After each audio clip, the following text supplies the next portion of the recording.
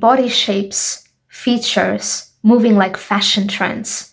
Beauty companies in advertisements trying to subliminally brainwash us into believing, into seeing what's ugly and what's beautiful, into their definition of beauty, into their definition of what's right and what's wrong. And then we have the beauty standards telling us up front what is ugly and what is beautiful. People are setting these beauty standards, but in some countries, it is like there's something darker behind it, controlling and shaping people to look like in a certain way. I can take South Korea as an example, where people are obsessed with plastic surgeries. Where is it coming from, the fact that everyone is starting to look the same? It's coming from the fact that trainees who want to become K-pop idols, they need to sometimes perform a plastic surgery to get to the next level so that they can become a K-pop idol. All these K-pop idols are expected to perform the same surgeries. Double eyelid surgery, the lip fillers, the V-shaped jawline, the same rhinoplasty. You put these people on a pedestal. These people, K-pop idols or celebrities, this is the standard. You see it everywhere, and then people start following them. Companies control and try to get K-pop idols to look almost the same way and get all these plastic surgeries so that companies can make billions and profit off of all these other people's insecurities that they weren't even insecure about in the first place in the past. When I was a child, right, and I was living in Bangladesh, the country that I was born in, and I was watching an advertisement, and there it was, a lady, a fair-skinned lady, and she was promoting a face cream. Let me tell you, at that time, so many women bought that cream.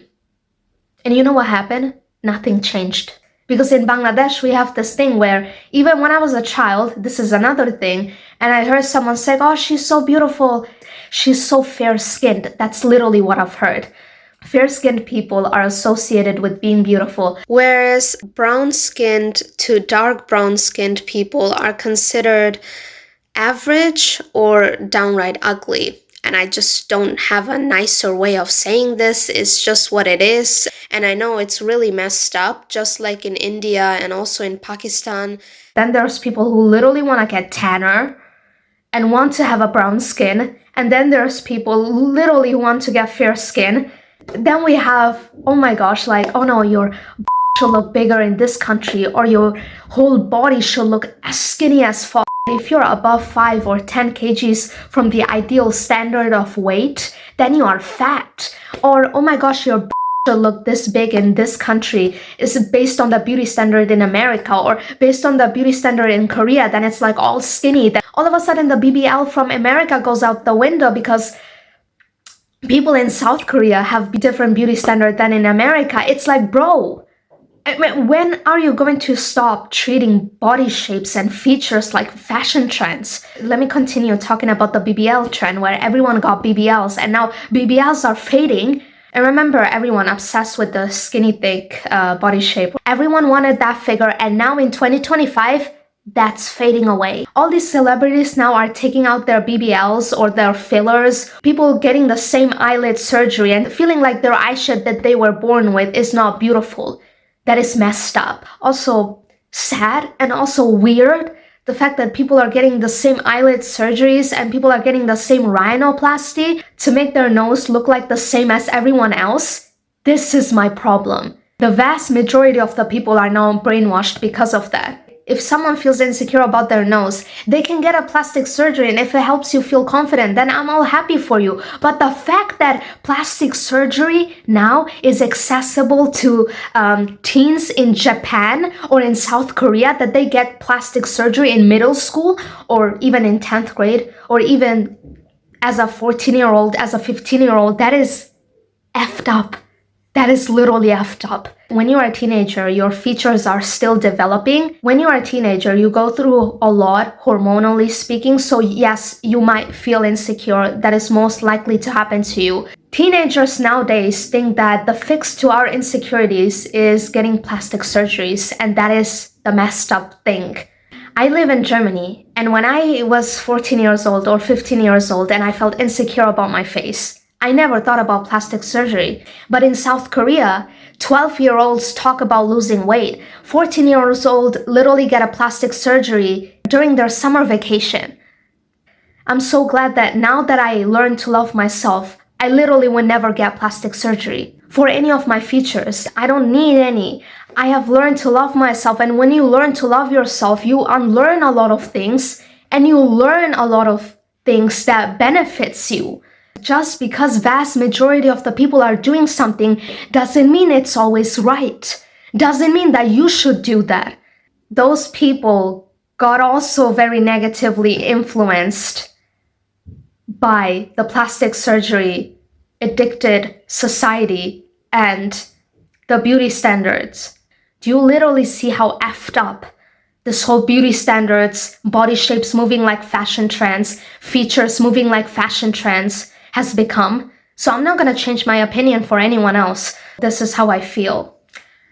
Beauty companies profiting off of our insecurities, they cannot profit off of our insecurities if we were to love ourselves. These companies and beauty standards, they want you to feel ugly and make you feel like there's something wrong with you just because you have a different skin color, just because you're not fair, white, and just because your nose doesn't look so straight and perfect. I don't know, maybe they want you to make you feel like you need lip fillers to be beautiful, when in fact Emma Watson literally looks so beautiful with her thin lips. And who said that thin lips are not beautiful?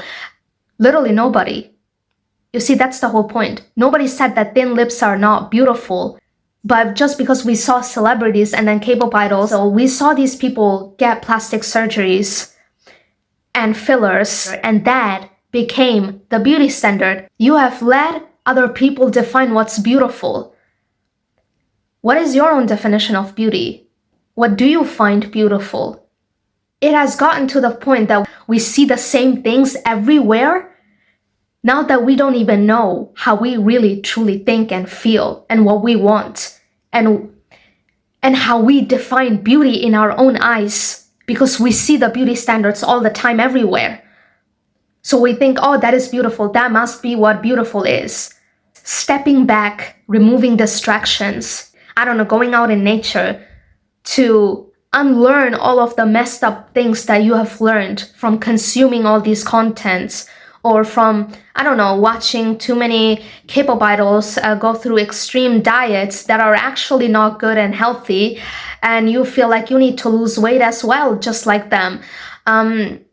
You need to unlearn all of this so that you can start now wiring in a new story about yourself and how you define beauty and how you want to see the world. Whether you live in South Korea, whether you live in America, whichever country that you come from and live, and whatever beauty standards that they have, no one can make you feel insecure without your consent.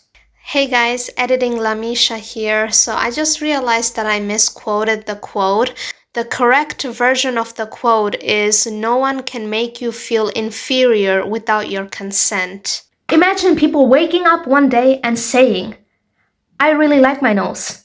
I don't want a rhinoplasty. I like my lips. I don't want them any bigger. I really like the shape of my lips. You know what? I like the shape of my eyes. They look innocent, or they look puppy eyes. They reflect my ethnicity. You know what? My nose reflects my ethnicity. I look like myself, and I really like that. I look like me, and I find myself beautiful, and I accept and embrace the way that I look.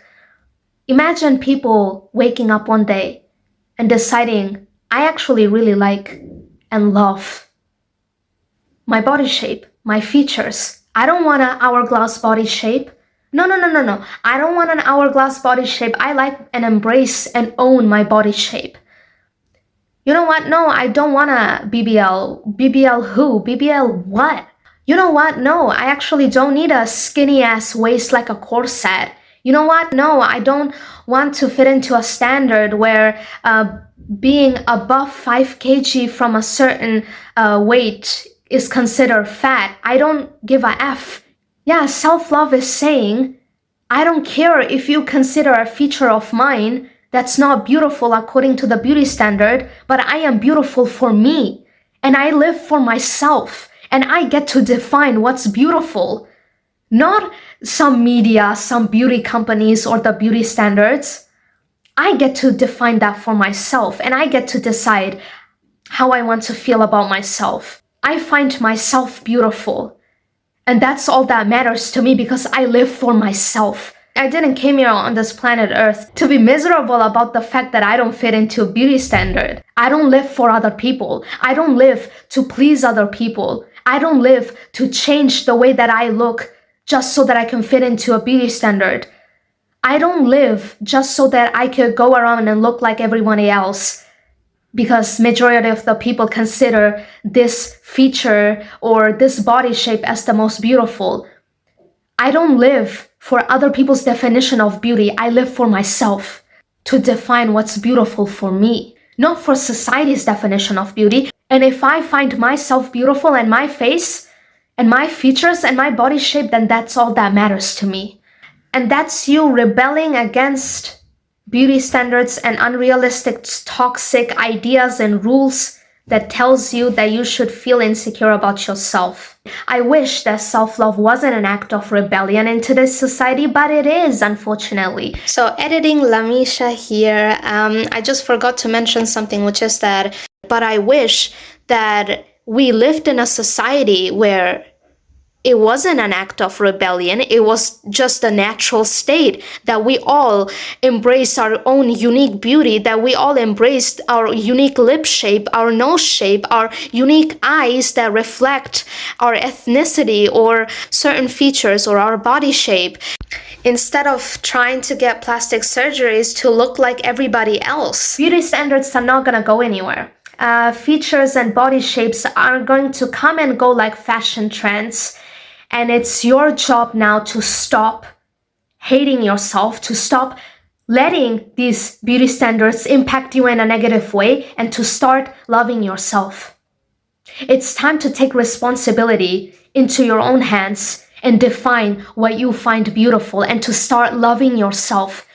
Because that's when you'll realize that you didn't need to conform to a beauty standard in the first place to be beautiful. Because that's when you realize, first of all, that your self-worth does not come from the way that you look. And second of all, you get to define what's beautiful and not. And if you find your thin lips beautiful, then that's the rule. That's the standard that you get to set for yourself. And third of all, realizing the fact that when you do start to love yourself and build a healthy, loving relationship with yourself and unlearn all the that's when you'll realize how brainwashed you were in the first place. That's when you'll realize that you got negatively influenced, or wherever you live or whichever country you come from, anywhere else where there's beauty standards and you felt pressured and you felt insecure, or for God's sake, whatever the rules are, saying I love myself in today's society is an act of rebellion against all the rules and against all the beauty companies. And it's like saying, F you, I love myself. You can't profit off of my insecurities. You can build an unshakable self-love to the point that you don't care about the beauty standards, to the point that you don't care if there's a poster, I don't know, on the building telling about, oh, we are promoting rhinoplasty at a cheaper price. And no, maybe you will not feel tempted if you have an unshakable self-love. It's like, no, I like my nose. I don't care if you're offering that for a cheaper price. That's it with the video. I really enjoyed filming this video. And if you found this video really helpful, then I encourage you to watch this video where I talked about how to actually start your self-love journey in 2025. This is a step-by-step process where I walk you through how to start your self-love journey. And it's very easy. It's very simple. Starting your self-love journey is easier than you think when you have a very clear plan that's simple and easy to follow through. And I'll see you on my next video. Bye.